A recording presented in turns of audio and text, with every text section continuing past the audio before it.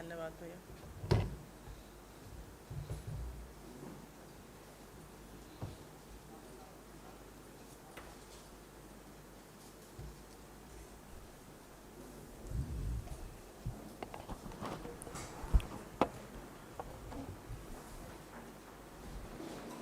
आप सभी का इस पत्रकार वार्ता में स्वागत है।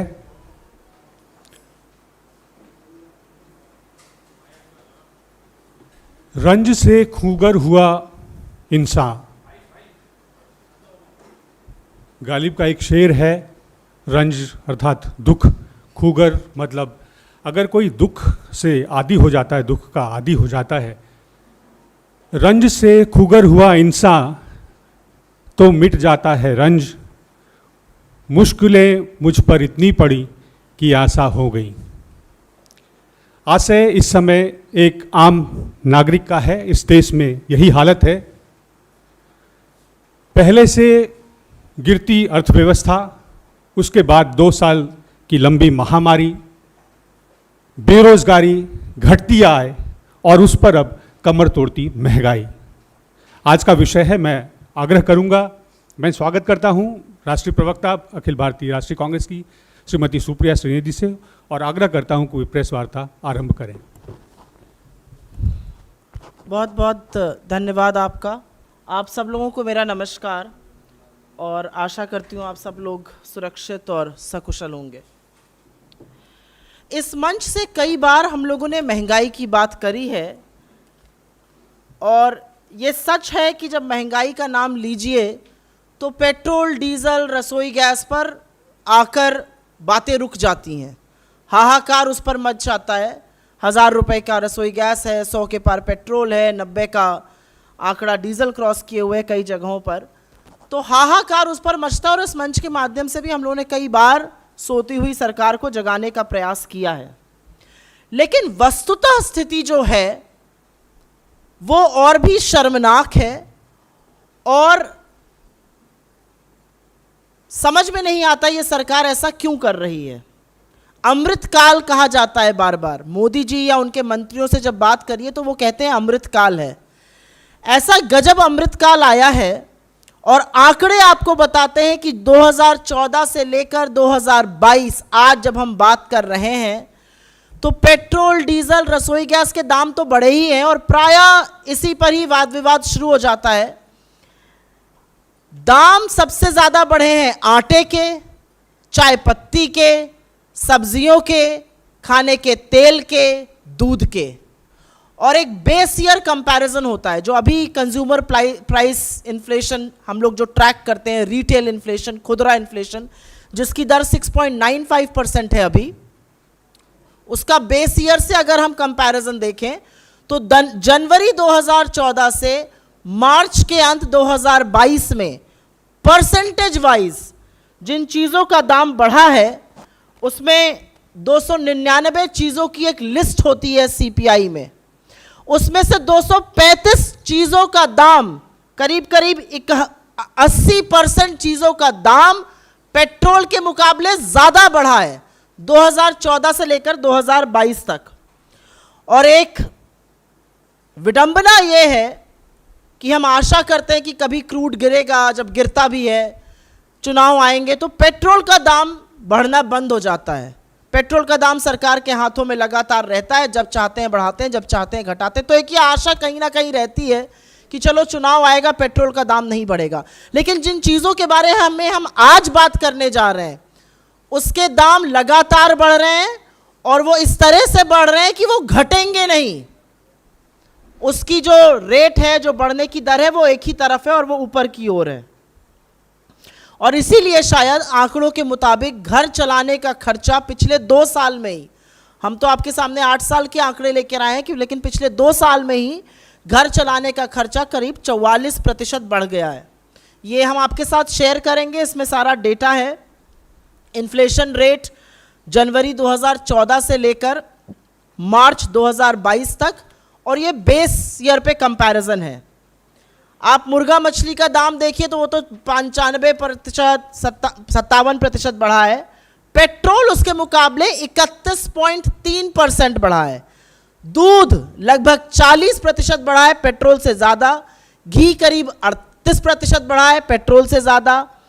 गेहूं और आटा 27% बढ़ा है, जो हर घर में खाया जाता है। सरसों के तेल में करीब 96% की बढ़त आई है। रिफाइंड ऑयल में लगभग 90% बढ़त हुई है। मूंगफली का तेल, जिसको ग्राउंड नट ऑयल कहते हैं, 80% बढ़त। करीब 48% बढ़त, 48% बढ़त आपको दाल जैसे अरहर और तूर दाल में, और मूंग दाल, जो मुझे तो ऐसा लगता है खिचड़ी और ज़्यादा बीमारी में खाई जाती है, उसमें 32% बढ़त हुई है। ये भी पेट्रोल के परसेंटेज बढ़त से ज़्यादा है। सब्जियों के दाम में आग लगी हुई है। प्याज में 8 सालों में 68% वृद्धि हुई है। बैंगन जैसी सब्जी में, जो बच्चे जरूर नाक मुंह सिकोड़ते होंगे, लेकिन सच है कि बैंगन में 56% की वृद्धि हुई है। अन्य सब्जियां 51% बढ़ी हैं। पालक और बाकी साग सब्जी 41%। ये भी पेट्रोल के 31.23% बढ़त से ज्यादा है। अस्पताल में इलाज का खर्चा 71.6% बढ़ा है पिछले 8 सालों में। दवाइयों में लगभग 55% की वृद्धि हुई है। बाहर से अगर आप खाना खाते हैं, ठेले पे, खोमचे पे, होटल्स में, करीब 55% बढ़ा है। बस का किराया करीब 54% बढ़ा है। ट्यूशन फीस, सबको पता है कि महामारी के दौरान और आर्थिक मंदी के चलते सबसे ज़्यादा मुश्किल मध्यम वर्ग परिवारों को बच्चों का ट्यूशन फीस देने में हुई, वो 51% बढ़ी है। घर का किराया 46% बढ़ा है। और ये सारी चीज़ें मैं फिर से दोबारा से कहूँगी, पेट्रोल 31.3% और ये सारी चीज़ें उससे ज़्यादा पिछले 8 सालों में। तो सिर्फ महंगाई से ही लोगों को त्रस्त नहीं किया जा रहा है। जो थोड़ी बहुत जमा पूंजी आपकी बैंक में है, एफडी में, उसमें भी डाका डाला जा रहा है, और आपके सर के ऊपर कर्जा भी का बोझ बढ़ रहा है। ये सच है कि भारत की जो वित्त मंत्री ने थोड़े दिनों पहले आंकड़े रिलीज किए थे, दिसंबर 2021 की तिमाही में हमारा जो एक्सटर्नल डेट है वो 46 लाख करोड़ के पार है। तो मोटे तौर पर, बुजुर्ग तो छोड़ दीजिए, आज इस देश का नवजात शिशु भी अपने सिर पर 46,000 रुपए का कर्जा लेकर पैदा होता है। तो अंत में सिर्फ एक ही बात कहनी है कि 2 या 3 ज्वलंत सवाल हैं, क्योंकि बार बार पेट्रोल, डीजल और रसोई गैस की बात होती है जो हर घर में इस्तेमाल होता है। लेकिन सवाल यह है कि जब इस देश की 84% आबादी की आय घटी है, जब इस देश के सबसे गरीब 15 करोड़ परिवारों की आय आधी हुई है, तो ये सरकार महंगाई को खत्म करने के लिए, महंगाई को पे लगाम लगाने के लिए क्या कारगर कदम उठा रही है।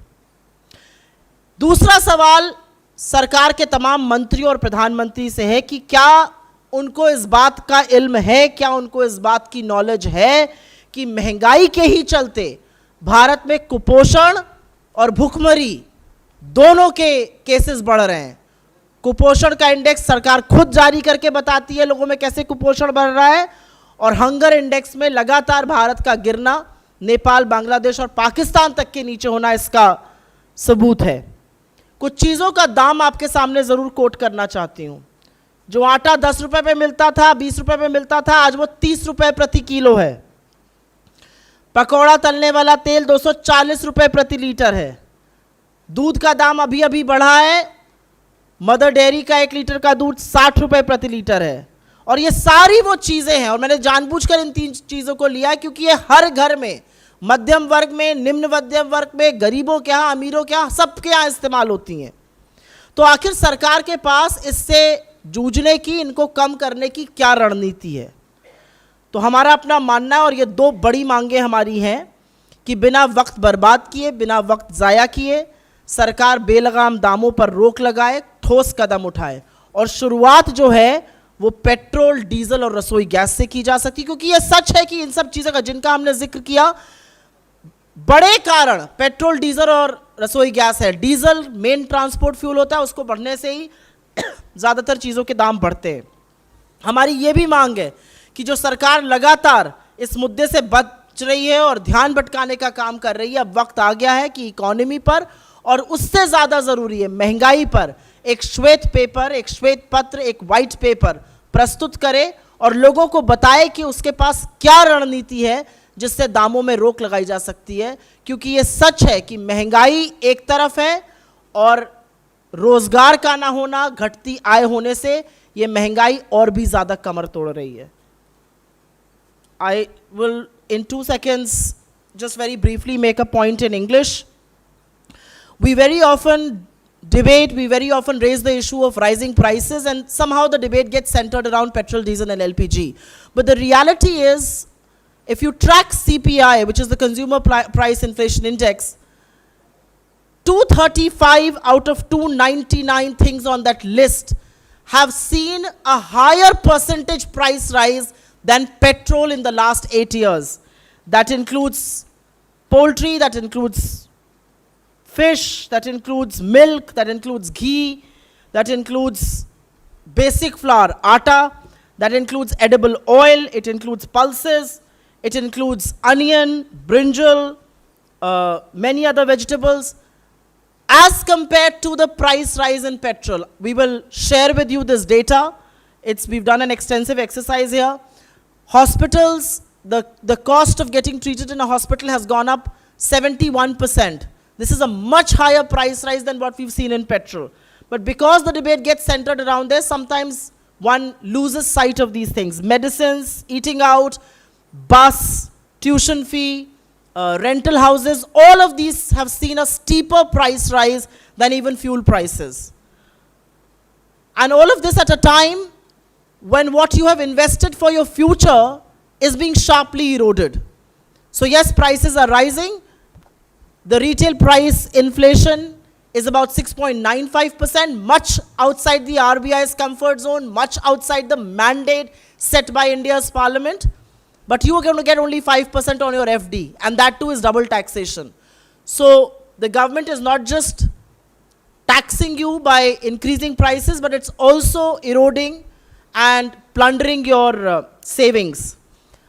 Because our debt is over 46 lakh crore rupees now, every child in India today is being born with a debt of about 46,000 rupees on their head. We have only 2 questions to raise before the government. What is the government's strategy to rein in prices? And this price rise is coming at a time when 84% people have seen their incomes erode. 15 crore of the poorest households have seen their incomes halve thanks to this government. 30 rupees per kg for flour, 240 rupees per litre for edible oil, 60 rupees per litre for milk. All of these are things that are being used by common households. So what does the government plan to do to rein in these prices? We also demand the government to not just begin by cutting the prices of diesel, petrol and LPG sharply, which will have a cascading effect on most of these things, but we also want the government, it's high time that the government, instead of distracting and talking in a language that most people in this country don't understand, and shifting the blame here and there, the government must present a white paper on high prices and on the economy. And it should tell and take the confidence of people, how does it plan to rein in the prices? Thank you, we'll take your questions.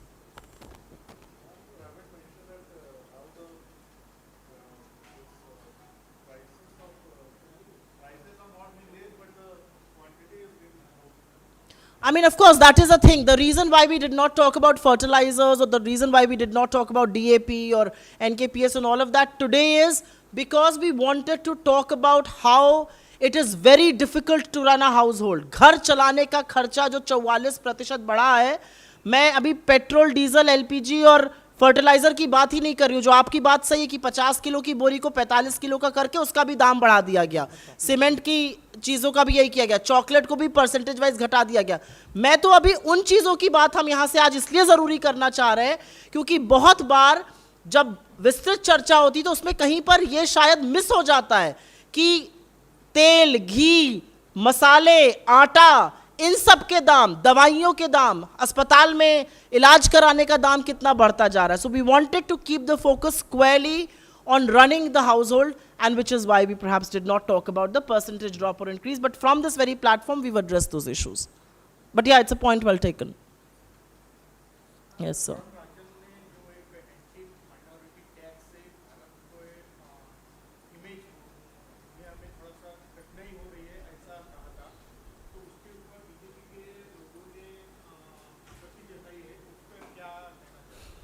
The problem BJP के साथ ये है, सबसे बड़ी समस्या, कि कोई भी व्यक्ति जो उनको सही सलाह दे सकता है या जो उनको आईना दिखा सकता है, उनके पीछे या तो मंत्री पड़ जाते हैं या बेलगाम प्रवक्ता पड़ जाते हैं या उनकी ट्रोल आर्मी पड़ जाती है।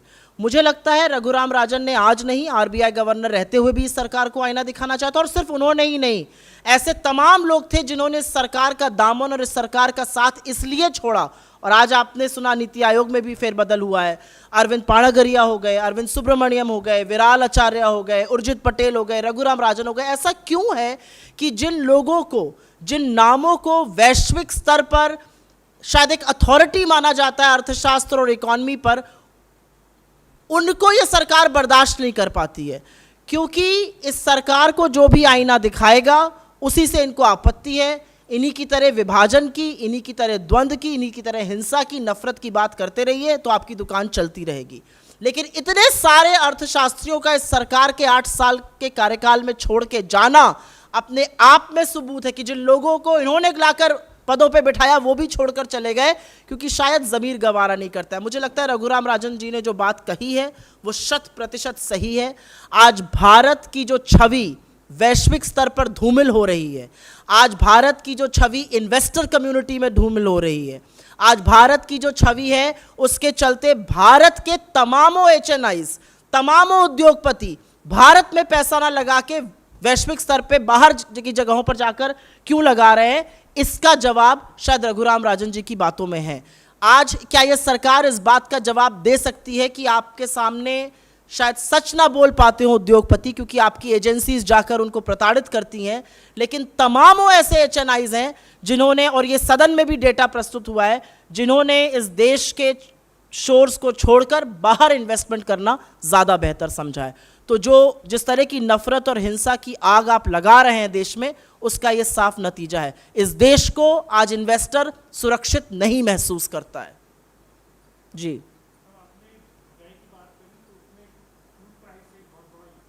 किस चीज़ का? Fuel price. Ji,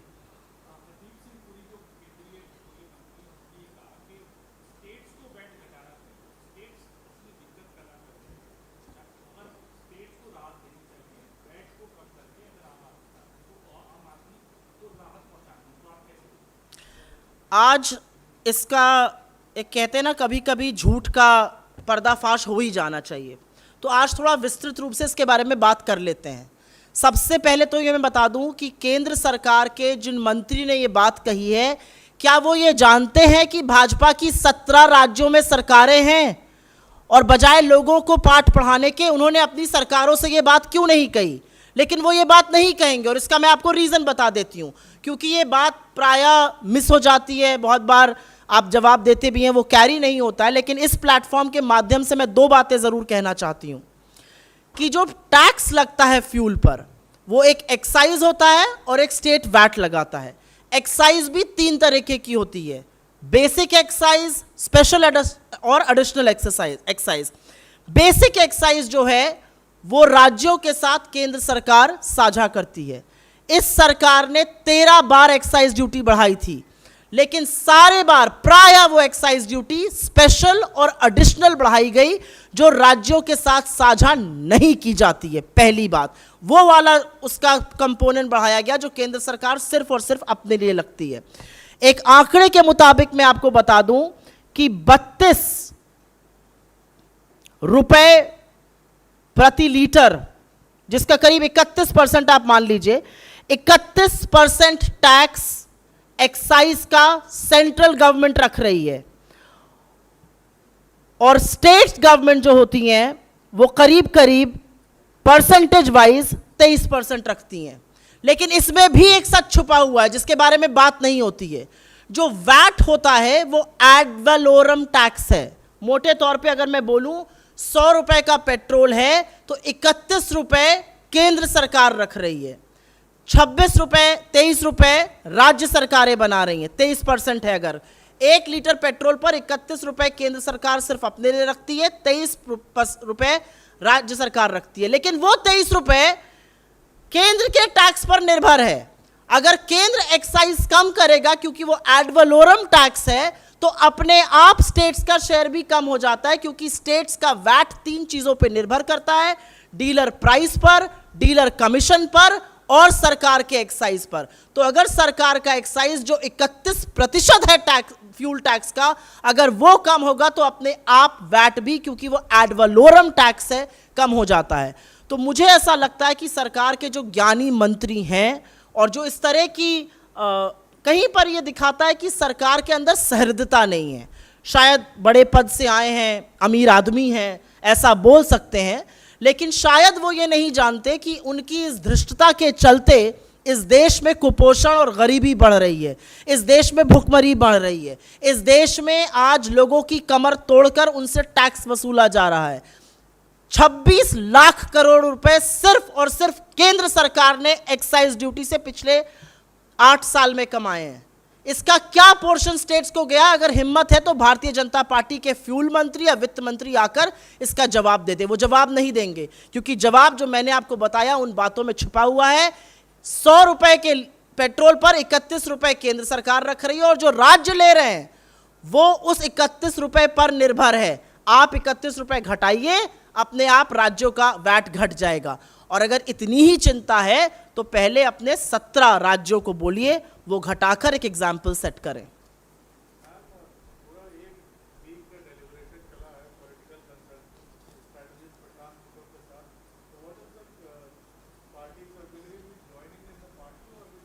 I think this decision, when it will be taken, shall be communicated to all of you.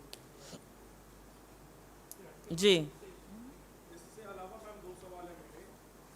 एक तो ये है कि गृह मंत्री अमित शाह के हवाले से मीडिया में एक खबर आई है कि उन्होंने, अमित शाह जी मीडिया के हवाले से ही बोलते हैं, न प्रधानमंत्री डायरेक्टली देश से बात करते हैं, न अमित शाह जी बात करते हैं। देश के गृह मंत्री हैं, इस देश में दंगे भड़के हुए हैं, 10 राज्यों में दंगे हो रहे हैं, लेकिन मैंने प्रधानमंत्री और गृह मंत्री को नहीं सुना। आप लोगों के और सूत्रों के हवाले से ही पता चलता है। खैर, सॉरी, प्लीज पूछिए। सूत्रों के मुताबिक शासित राज्यों में समान नागरिक संघ का कानून बनाने के संकेत दिए हैं और उत्तर प्रदेश में उप मुख्यमंत्री हैं मौर्य जी, उन्होंने भी ये कहा है कि हाँ ये आना चाहिए और हम लाएंगे।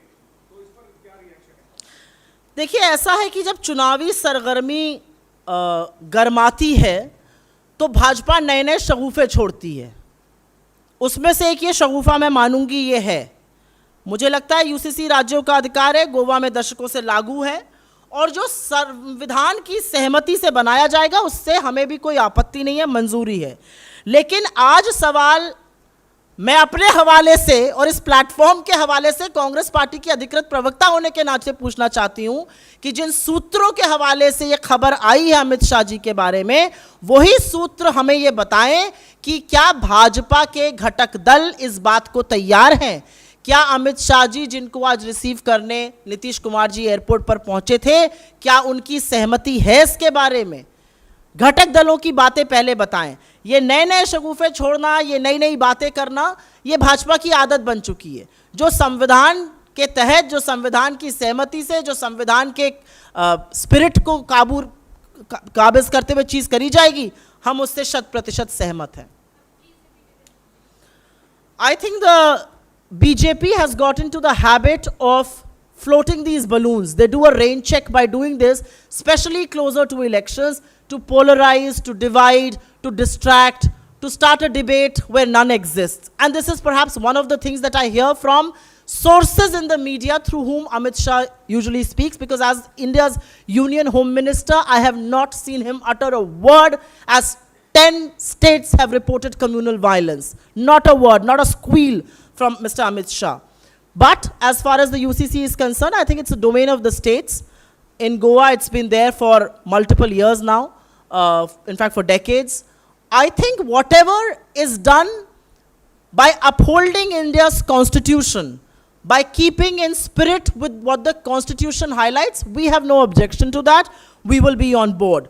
But I think the larger question that I want to raise, and not by sources, but by sitting here and explicitly asking the Union Home Minister and the sources that you're quoting, are BJP's allies on board with this new balloon that has been floated?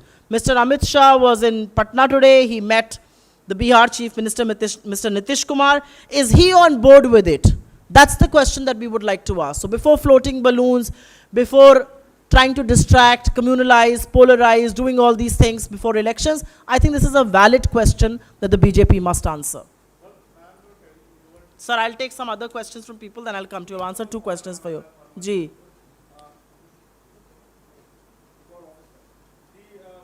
Rita Bahuguna Joshi जो पहले आपकी प्रदेश अध्यक्ष थी, BJP सांसद हैं, उन्होंने अपनी किताब पे एक किताब लिखी है और उसमें उन्होंने ये खुलासा किया है या दावा किया है कि इंदिरा गांधी को हेमवती नंदन बहुगुणा की पर्सनालिटी से डर था और इसलिए उनके खिलाफ साजिशें की गई।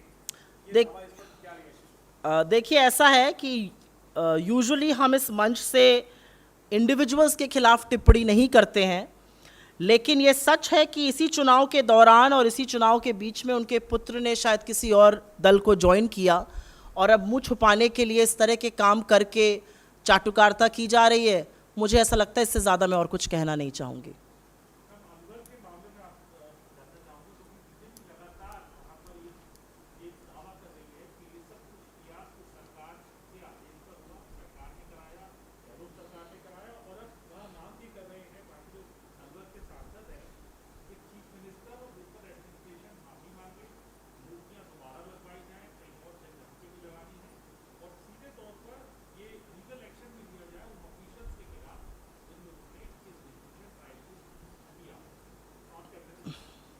मैं सबसे पहले तो 2 बातें बोलना चाहूँगी और ये तथ्य है कि इस सड़क के चौड़ीकरण का प्रस्ताव तब वसुंधरा राजे जी की भाजपा सरकार ने दिया था।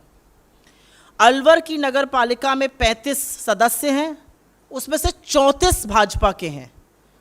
अलवर की नगर पालिका के चेयरमैन भाजपा के हैं। ये काम नगर पालिका ने कराया, स्थानीय नगर पालिका के द्वारा हुआ, जो भाजपा के 34 सदस्यों से बनी है। तो सवाल तो भारतीय जनता पार्टी से हमें पलट के पूछना चाहिए। और सवाल आपने सही कहा, पूछना इसलिए भी जरूरी है कि बनारस में जो तमामों मंदिर तोड़े गए, और ये तो संत समाज कह रहा है, हम नहीं कह रहे हैं, उसके बारे में माफी कौन मांगेगा? वहां के सांसद माफी मांगेंगे क्या? और काशी के सांसद तो स्वयं प्रधानमंत्री जी हैं। वहां पर किन ऑफिशियल्स और किसके खिलाफ कार्रवाई होगी? क्या योगी सरकार के खिलाफ कार्रवाई होगी? क्या वहां के ऑफिशियल्स के खिलाफ कार्रवाई होगी? क्या वहां के सांसद के खिलाफ कार्रवाई होगी? गुजरात में मुख्यमंत्री रहते हुए, मेरे पास अभी आंकड़ा नहीं है, लेकिन एक चौंकाने वाला आंकड़ा है कि विकास के नाम पर मंदिर अवैध निर्माण के तहत हटाए गए थे। दिक्कत की बात यह है कि जब आप ऐसा काम करते हैं तो आप उसको सौंदर्यीकरण, आप उसको विकास, आप उसको न्यू इंडिया का नाम और जामा पहनाते हैं। और जब कोई दूसरा करता है और आप ही की नगर पालिका, भाजपा की ही नगर पालिका ने यह काम किया है, तो उसमें आप हिंदू मुसलमान खोजने लगते हैं।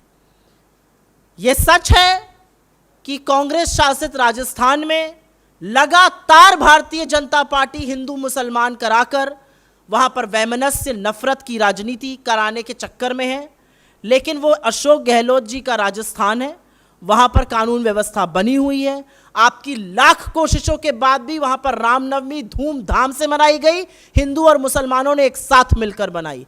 आपके राज्यों में रामनवमी पर दंगे हुए, लेकिन राजस्थान में शांतिपूर्ण तरीके से रामनवमी मनी, लोगों ने गले मिलकर रामनवमी मनाई। अब खीसे निपोरने का वक्त हो सकता है आया हो, शायद एम्बैरेस्ड हो, ऐसी काम कर रहे हो, लेकिन सत्ता में रहते हुए इस तरह के काम करना शायद एक सरकार को शोभा नहीं देता है। आप दिल्ली में क्या कर रहे हैं वो पूरा देश देख रहा है, जो जहांगीरपुरी में हुआ। आप राजस्थान में क्या कोशिश कर रहे हैं, आपने खारगोन में क्या किया, सारा देश देख रहा है। आप आंख बंद कर लीजिए तो ये नहीं है कि ये जगत बना नहीं है, ये जगत बना है और ये जगत देख रहा है कि क्या हो रहा है।